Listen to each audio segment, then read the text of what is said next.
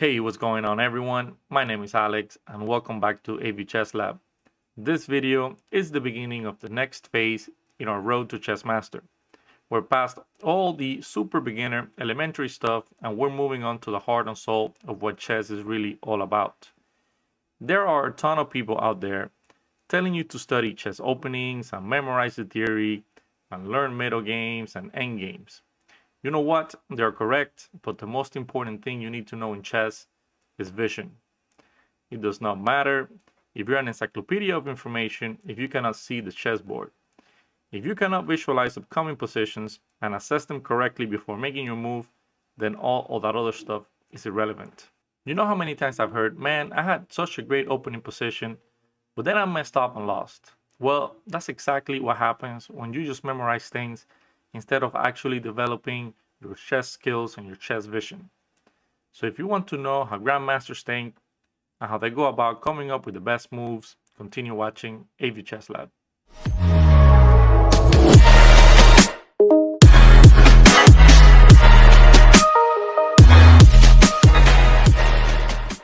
Before we go on to today's lesson, we have to go over the puzzle from the previous video. So it is white to play, and let's see what we have.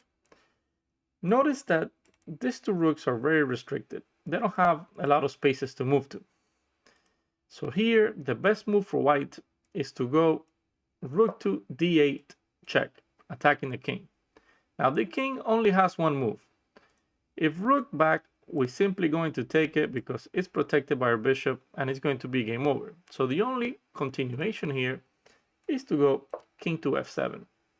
Here, white continues with bishop to c6, attacking the rook. And here we have two moves. If the rook comes here, then we're simply going to go bishop e8 check. If this rook captures our bishop, then we're going to capture this rook with check, and then capture the other rook, and we're going to win an exchange. So that's not possible. And if the king here decides to go back, then we have checkmate in two moves. After bishop to g6, discover check. The only move now is to go rook back, and we're going to take checkmate. So instead of playing after bishop to c6, instead of playing this rook here, the game continues with the other rook there. But here we're just going to move our rook back. This was a beautiful move. This rook now is trapped, and if it goes back, then we get this check on e8, and whatever it takes, either the king or rook, we're going to capture this one here and be up an exchange and win the game. Alright guys, there are two main ways to improve your vision, and what you will find is that most people only practice the first one. Also, I will share with you an incredible resource at the end of this video that will completely make you go to the next level very fast. So number one, and this is no secret, we have tactics. And this is what most people do. Tactics are a great resource, and in my opinion, doing at least 20 every day should be mandatory to improve and to keep the strength you have already acquired. There's a major flaw with doing tactics alone, and that is that it is always a side to play and win, so most of the time there's a winning line that you must assess and come up with. Notice that I mentioned a winning line, meaning one, and that is why the number two thing you should do to improve your chess vision is so important. In chess, most positions we're calculating have no tactics or winning continuations. So most of the time, we have to find best moves with the intent to create weaknesses or achieve small advantages. So this is why this next idea to improve your vision is so helpful. In order to demonstrate this concept, let's take a look at this diagram. After I explain this, I will show you how to actually do this with a real example. So most of the time, we have a position. Each position is going to have a number of moves that need to be assessed as good or bad by the player, and we're going to call this candidate moves.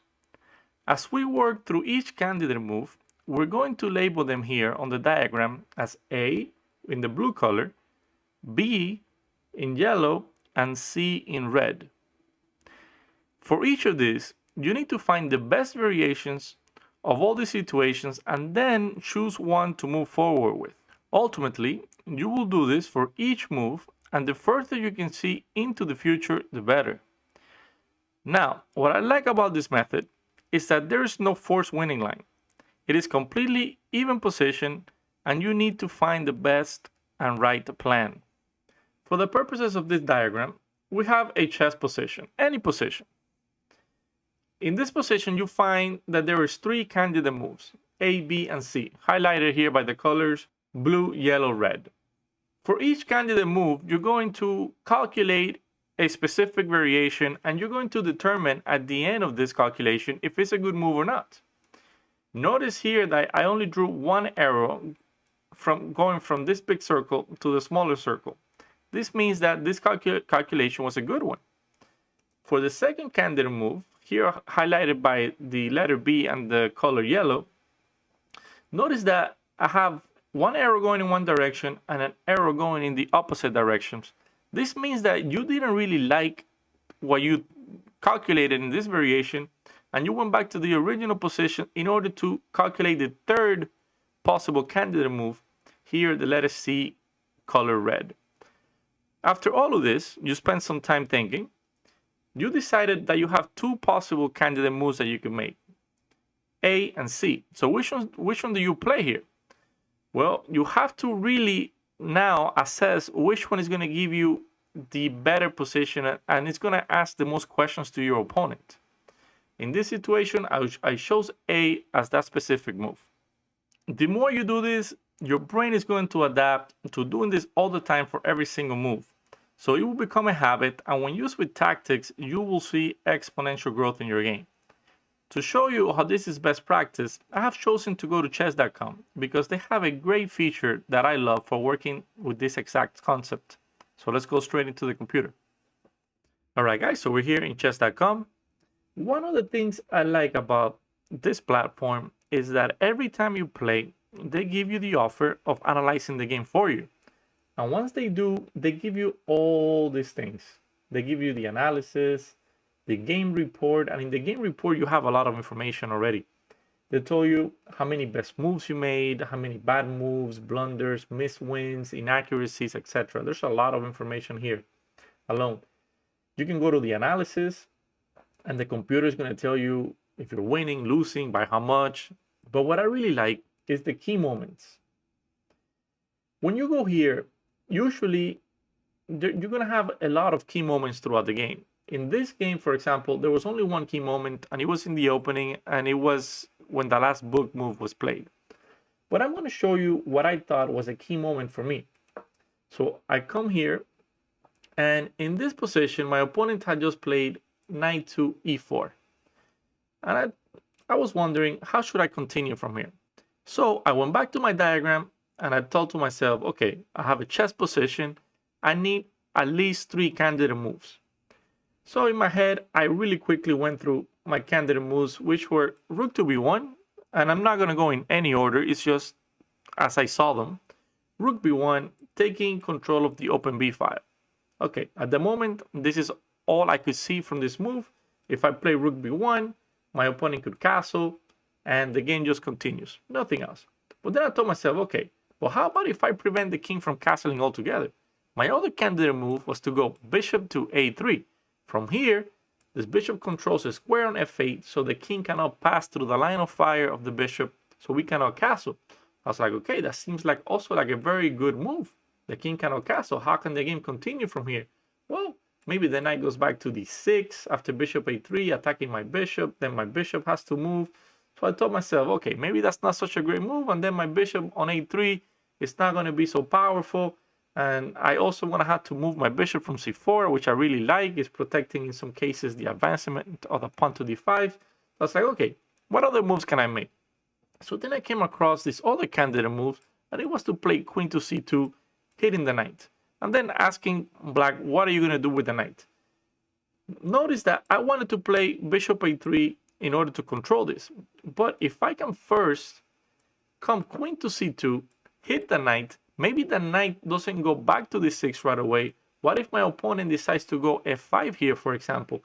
Then I can go bishop a3, get the same type of position, but at least here I force a weakness in the black position by moving the pawn forward. Not to mention that once the knight goes back to d6 and my bishop returns to d3, Now, this pawn that's on f5 is going to serve as a target for me to push this pawn forward in the future and continue to open the position.